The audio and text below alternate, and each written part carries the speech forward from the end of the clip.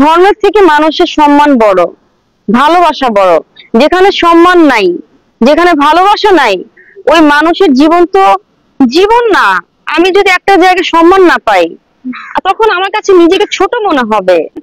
ও মাই god, দেখা কিন্তু এইখানেই শেষ না, আরো আছে, দেখতে থাকেন, তারপরে বলছি কথা।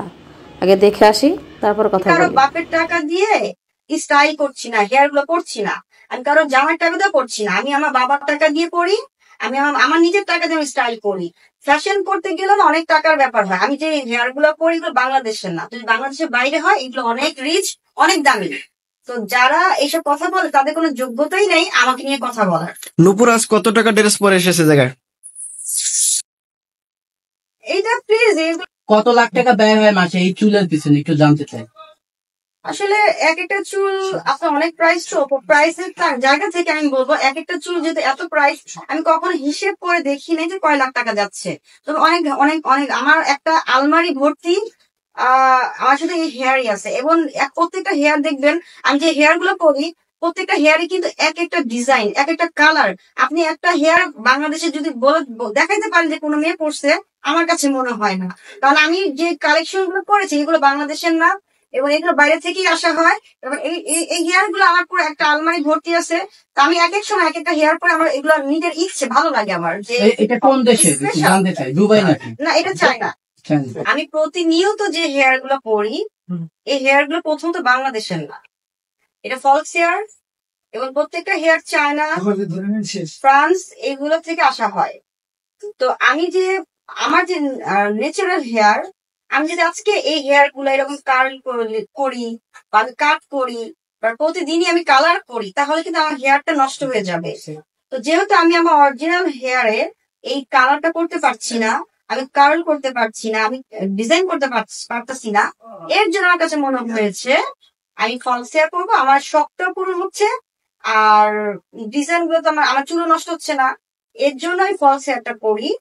আরেকটা বিষয়, অনেকের ইচ্ছে হয় যে আমার অরিজিনাল হেয়ার দেখবেন, তো আমি একটা সময় অবশ্যই আমি আমার অরিজিনাল হেয়ারে আপনাদের সামনে আসবো, আপনারা দেখতে পাবেন।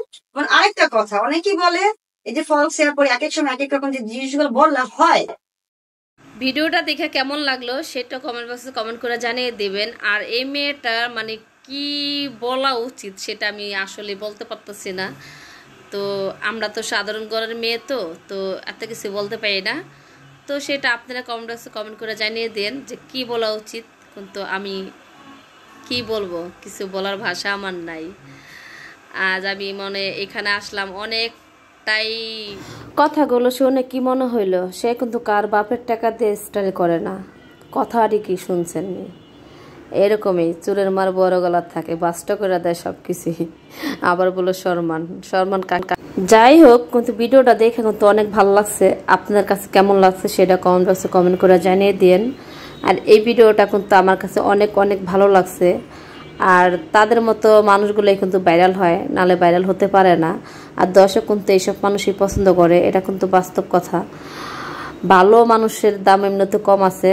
আর অনেক অনেক ভালোবাসা রইল সবার প্রতি, সবাই আমার জন্য অনেক দোয়া করবেন। আর এভাবে যেন আমি সামনের দিকে আগাতে পারি আপনার দোয়া ও ভালোবাসায়।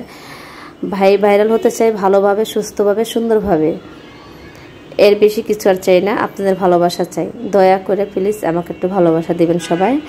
আর সবাইকে অসংখ্য ধন্যবাদ, অনেক ভালো থাকবেন আর আমার জন্য দোয়া করবেন অনেক অনেক। আল্লাহ হাফেজ, এখানেই শেষ আমার ভিডিওটা। Bye bye, tata.